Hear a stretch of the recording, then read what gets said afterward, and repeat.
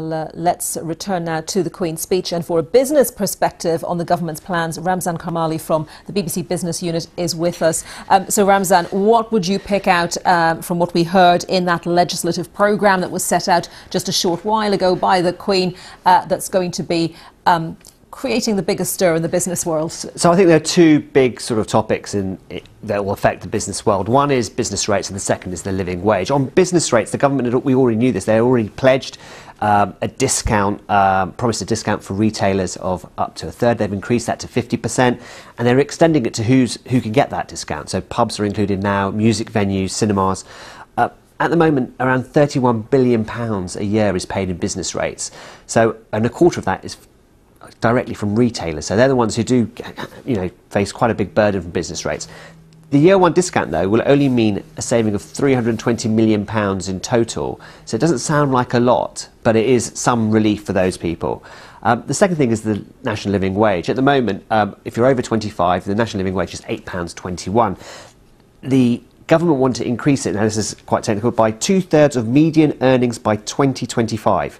What that actually means in pounds and pence is it should be around £10.50, so that's quite a big increase. On top of that, they want to decrease the age at which you can get the living wage, so they're expecting to drop that to 21. That'll impact about 4 million people. So a lot of business companies, a lot of business groups are slightly worried about this.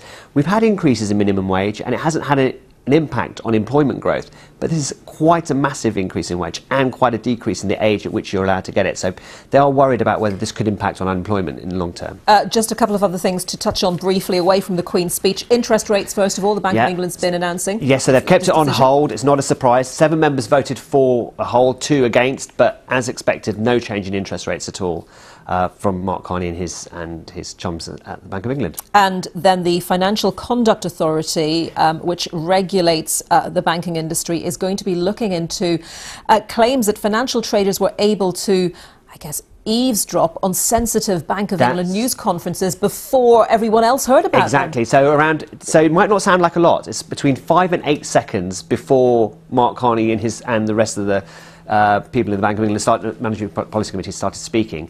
They could hear what he was saying 5 seconds earlier. Now, they're traders in the city. They're called high-frequency traders, and they react. They're mainly trading currencies. They react very quickly to any information.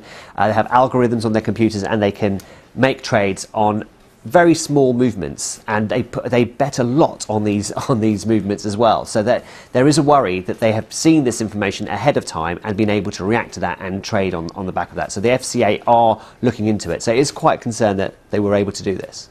OK, Ramzan, thank you very much.